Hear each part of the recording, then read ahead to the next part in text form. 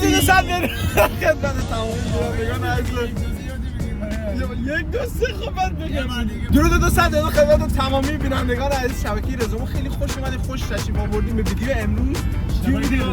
شبکه رزومو هم دیگه شبکه هم داره، یوتیوب شبکه دارم، اخبارای خوب و بازپخش میکنم.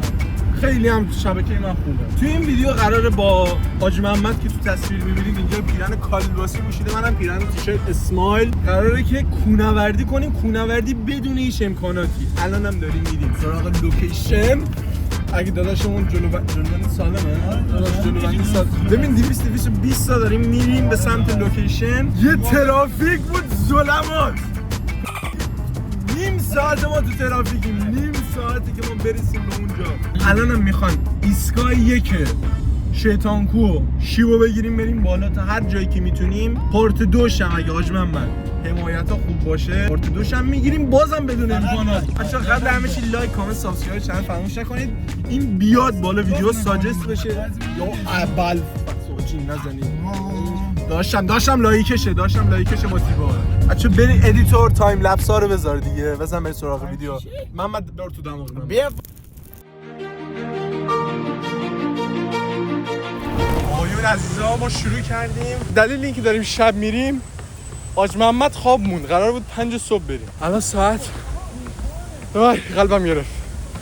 حاج محمد ما الان اینقدر تون داریم میریم، الان هم اصلا بگیم وای حاجی نمیتونم من فیلم برداری کنم، برسیم خستگی در کنیم.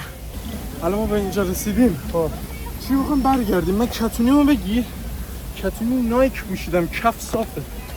با لباس پولو خوری مگه برو لیز میخوای بخوری مگه؟ بیا. مرسی داداش مرسی، گفتم خستم. جی ویوره عربده آجی. ویدیو خداست، این ویدیو باید 100 میلیون ویو بخوره. فکر نه. رسیدیم بالا، کوهنوردی تموم. آجی ویو رو آجی. کامرا خراب بشه. بچه دختر پسر دارن لب بگیرن. آجی نظر راجع به کوهنوردی چیه؟ خوبه، با سلامتی خیلی خوبه. وقتی دمت اومدی آجی لباسو ببین، کتونی که محمد پوشیده رو ببین. چه حسی داریم از این ویدیوها میگیریم؟ آیا ارزش داره به اون ویویی که داره میخوره؟ آره داشت همه چی ارزش داره. وای حاجی اینجا رو ببین شلوغه. محمد داری میدوی بیا یه خورد تو بگی. من میگم خب ویو یا علی ساعت الان ساعت هلوش 7:30. محمد چقدر طول کشید ما ماشین پارک کنیم؟ محمد داریم هلوش یک ساعت چی دویدن ده قدم دیگه. یک ساعت خورده تو ترافیک داریم فقط ماشین پارک کنیم. شلوغه دیگه شلوغ. جز آخرش برسیم چی میشه؟ هیچی به کباب میدن. اون کباب میدن؟ کباب میدی؟ آره. به زنده میرسی. واو. ساعت چند قرار بود بیدار شی؟ ساعت چند الان؟ ساعت چند پی او وی خیلی بدیه افتاد. بیان ساعت چند الان؟ 5 صبح قرار بود بیان. 7:30 شبه. همینه که هست. قرار بود بدون تجهیزات کنه بریم. تجهیزات. نه. مایتاش ها بچه خیلی وضع نه نور هست. هر لحظه احتمال میدن شال بیاد بده. چند متر اومدیم بالا حاجی؟ واقعا با این کتونیا نه خیلی بده. محمد راحت دی حاجی میدوه میره والا. بچه ما یه خورده استراحت کنیم الان میایم میشه. 19:53 خیلی سخت. بچه محمد اومده میگه ادامه داره. یه خورده دیگه مونده، ما یه استراحت کردیم.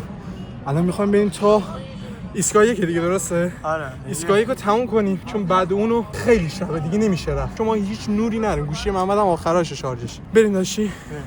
حاجی خیلی ترسناکه. حاجی ما اصلا قرار بود کوهنوردی کنیم، بعد یه مشکلی هم که هست، من نور رو به خودم میگیرم زیر پا اصلا هیچ دیدی ندارم. میدونی چی میگم؟ قرار بود که ما کوهنوردی کنیم ولی الان داریم جنگیری و پنگیری. محمد ویدیو حمایت بخوره یه روز بریم مکن جن زده تو مازندران. آره گفته بودی به من خیلی چیزه، این آدم اینه تو خودش. نفس بیت ها؟ نه دوش از اینجا از قشنگ چه خیلی بلندیم. محمد با خدا پارت دو رو من دیگه شب نمیام. تو تنگ بکن سرسو بیده حاجی. اصلا نور نداریم. میدونی چیه قضیه؟ ما نور نداریم. نور بنداز تو من داداش من تو نشونه. یه بار دیگه بگو اینجا چه خبره. نه بگو چه خبره. میگم که اگه از بغلا خب نور قرمز دیدین خب چون چیزایی مراقب باشین. گراز داره اینجا. خیلی گراز داره. آها بعد اینکه شما تجربه داشتی خیلی خیلی من هر روز 5 صبح اینجا هر روز 5 صبح اینجا هر روز میای مراقبه میکنی اینجا تمرین میکنم.